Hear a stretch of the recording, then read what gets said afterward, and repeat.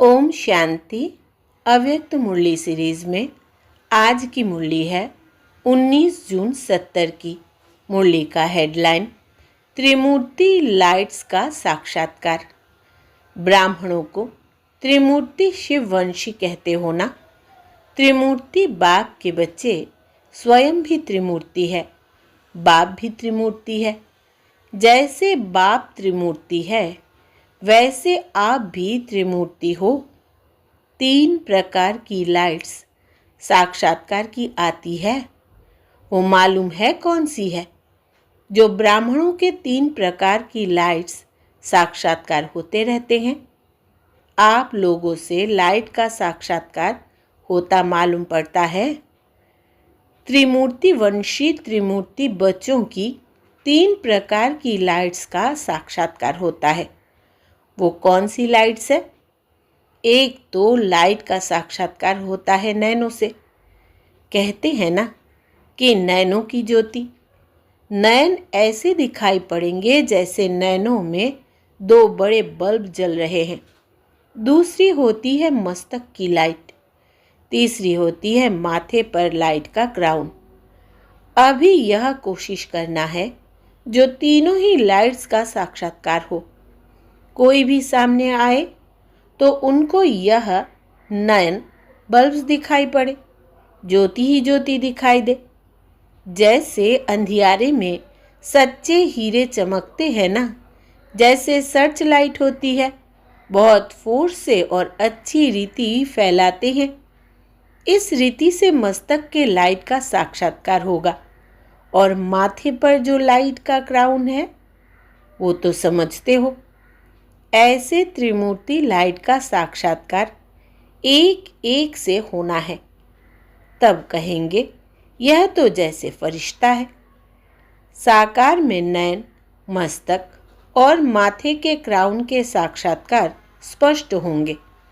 नैनों तरफ देखते देखते लाइट देखेंगे। तुम्हारी लाइट को देख दूसरे भी जैसे लाइट हो जाएंगे।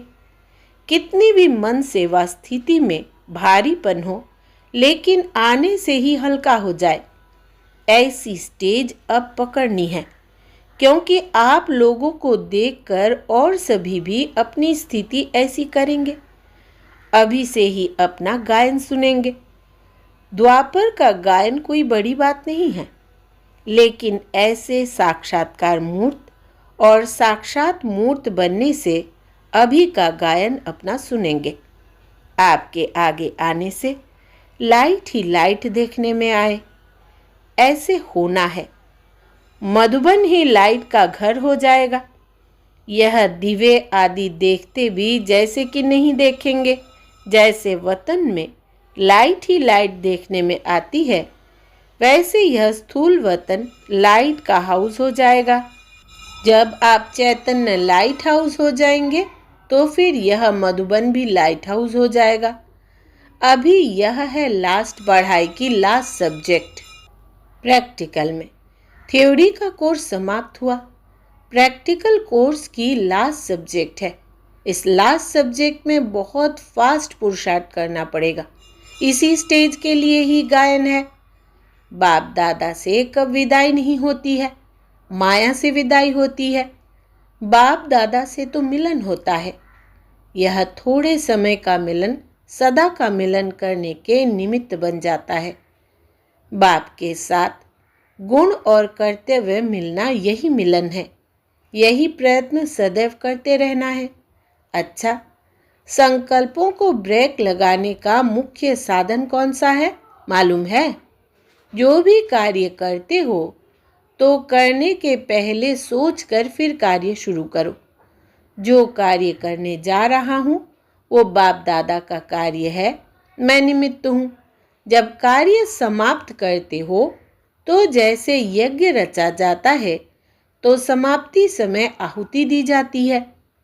इस रीति जो कर्तव्य किया और जो परिणाम निकला वो बाप को समर्पण। स्वाहा कर दिया, फिर कोई संकल्प नहीं। निमित्त बन कार्य किया और जब कार्य समाप्त हुआ तो स्वाहा किया, फिर संकल्प क्या चलेगा? जैसे आग में चीज डाली जाती है तो फिर नाम निशान नहीं रहता, वैसे हर चीज की समाप्ति में संपूर्ण स्वाहा करना है। फिर आपकी जिम्मेवारी नहीं, जिसके अर्पण हुए फिर जिम्मेवार वो हो जाते हैं। फिर संकल्प काहे का? जैसे घर में कोई बड़ा होता है तो जो भी काम किया जाता है तो बड़े को सुनाकर खाली हो जाएंगे, वैसे ही जो कार्य किया समाचार दिया बस। अव्यक्त रूप को सामने रख या करके देखो। जितना जो सहयोगी बनता है उनको एक्स्ट्रा सहयोग देना पड़ता है। जैसे अपनी आत्मा की उन्नति के लिए सोचते हैं, इस रीति शुद्ध भावना शुभ चिंतक और शुभ चिंतन के रूप में एक्स्ट्रा मदद दोनों रूप से किसी भी आत्मा को विशेष सहयोग दे सकते हो। देना चाहिए, इससे बहुत मदद मिलती है।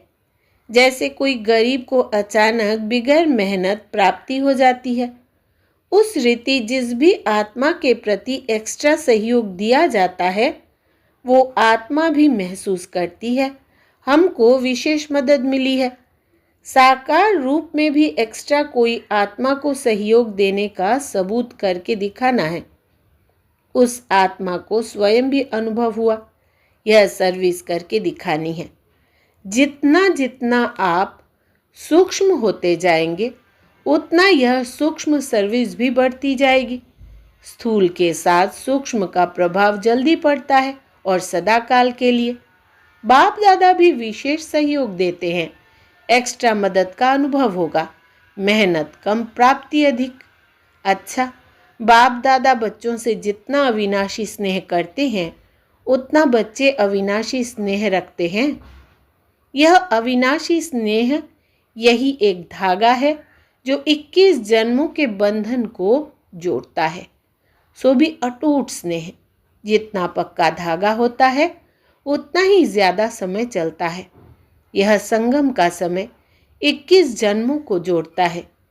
इस संगम के युग का एक एक संकल्प, एक एक कर्म 21 जन्मों के बैंक में जमा होता है। इतना अटेंशन रखकर फिर संकल्प भी करना, जो करूँगा वो जमा होगा। तो कितना जमा होगा? एक संकल्प भी व्यर्थ ना हो। एक संकल्प भी व्यर्थ हुआ तो जमा में कट जाता है। तो जमा जब करना होता है तो एक भी व्यर्थ ना हो।